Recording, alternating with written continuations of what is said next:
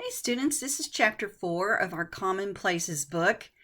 And in this chapter, we're going to talk about main ideas. How do you find main ideas? Identifying the topic sentences and understanding the main ideas in essays and understanding implied main ideas.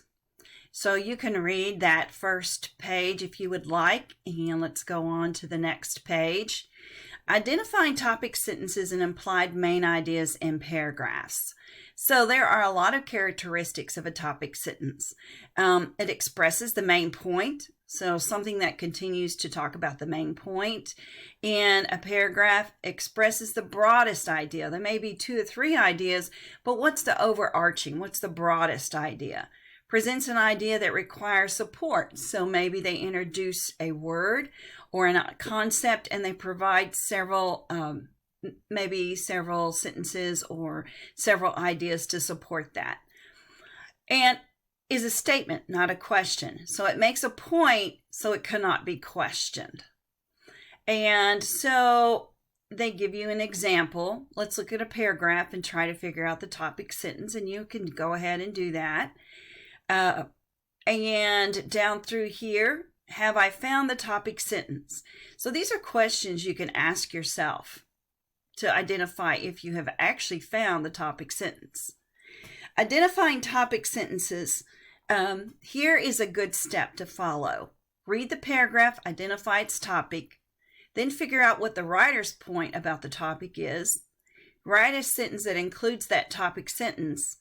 And in the paragraph, find a sentence similar to the one that you wrote. So it gives you kind of a step-by-step process for that, as you can see. And then we have a checklist on topic sentences. So this actually is something that you can just go ahead and use.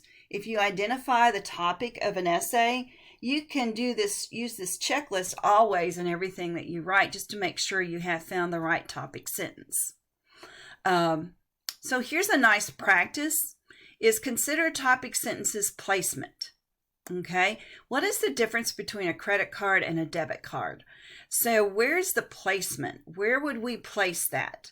So here's some annotations that they gave you. Now this is the teacher, obviously, book, but it is helpful for you all. What's the topic? Similarities between these two. What's the difference between these? What's the topic sentence? So it has a practice that you can fill out, and then it gives you another practice where you can actually do it yourself and do the same thing for this particular activity. Now there are implied main ideas. What does implied mean? Okay, it's an idea that is suggested by other ideas in a paragraph, but it's not actually stated directly. This is one of the hardest ones to identify because it doesn't come right out and tell you what the main idea is. It implies it by different sentences and words in the rest of the reading. Okay, so you need to read the paragraph and identify its topic. But here, this is what we typically do on the very last one. If you cannot find such a sentence in the paragraph, find a sentence similar to the one you wrote, okay? If you cannot find the sentence, the main idea is implied. Use the sentence you wrote as the implied topic sentence. So it may not come out right out and tell you, but then you may have to identify what it is, and it won't actually be in your writing. So this is a really good paragraph that talks about that.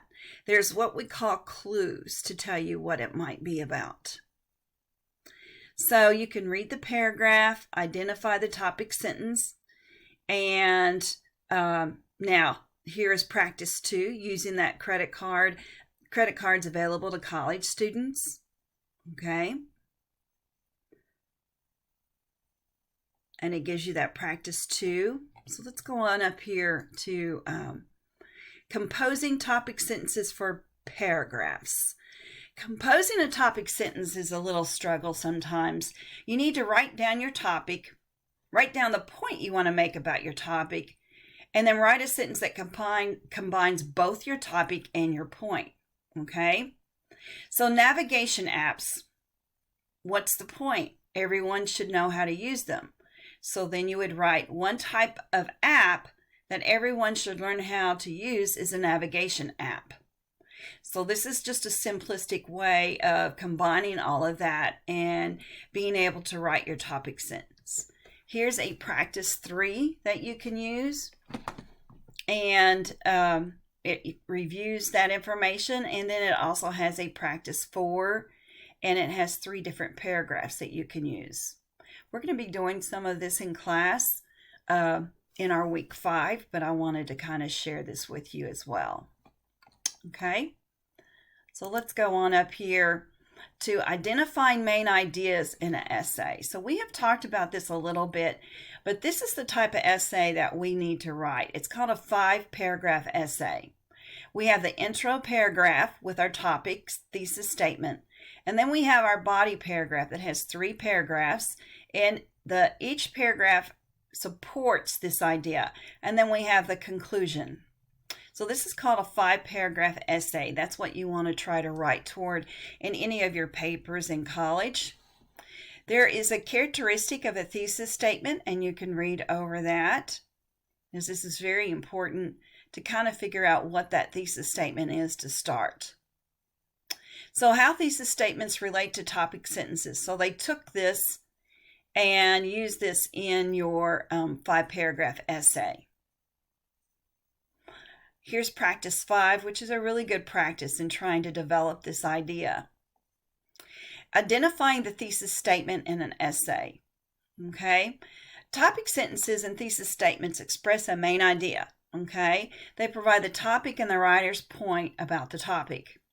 So identifying the thesis statement, you need to read the essay, find the topic, figure out the idea, write the sentence, and then find a sentence in the essay that matches the one you wrote. So here's an example of that.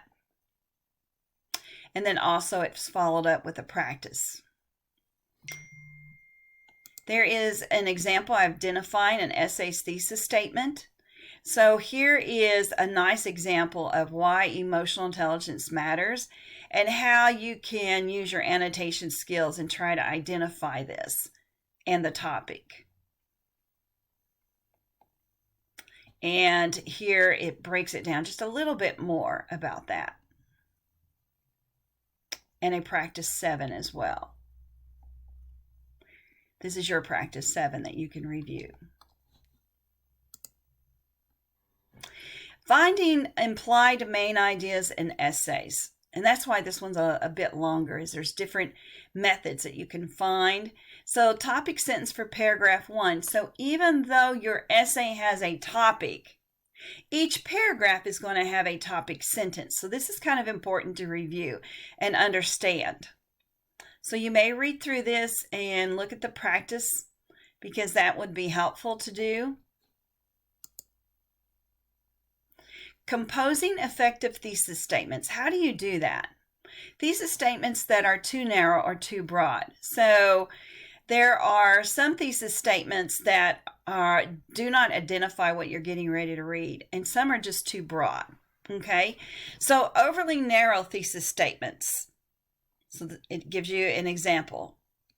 And then here is a thesis statement that's too broad. Stage fright is a very common experience. Well, what specific area of stage fright? There's a lot going on in here.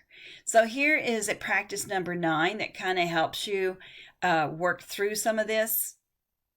And pre-writing and thesis statement, that's one of the main areas to look at as well. Your pre-writing skills is really what's going to help you understand thesis statement, because as you write, you may have chosen the wrong thesis statement. So writing it down, writing down your topic, the points behind it, writing a statement, and checking check that your statement has all the characteristics based on that one page that we reviewed. And that is very helpful in identifying your thesis statement. Then you have open and closed thesis statements. Now, not all thesis statements are explicit. So open thesis statements do not present the idea that will be in the body paragraph, but they do give a general idea. So an open thesis statement is something like making firearms illegal on college campuses is the right policy. This is a quite open statement. There's a whole lot of information about that. Here's a closed thesis statement. Making firearms illegal on college campuses will reduce the potential for violence, keep campuses focused on education, and foster a community of trust. So closed thesis statements, they actually reveal the reasons or the supporting points that you're getting ready to read about. Now, an open thesis statement is a little bit more difficult. So here's some examples of that. And there's also an example of a closed thesis statement. So we do have a grammar focus this week on parallelism. Parallelism, if you have forgotten, it uses the structure for all elements of a series of two or more elements. So when you're looking at two or more elements and they kind of actually parallel, match one another, this is what it's talking about. And it gives you a nice example about that. There's some combining and exercises for that as well. And here is our practice number 11 in the chapter. And then there's chapter activities. So we will do a chapter activity, but right now we've kind of finished with that chapter. So hopefully that will be helpful for you to kind of maybe skim through and find out some good points.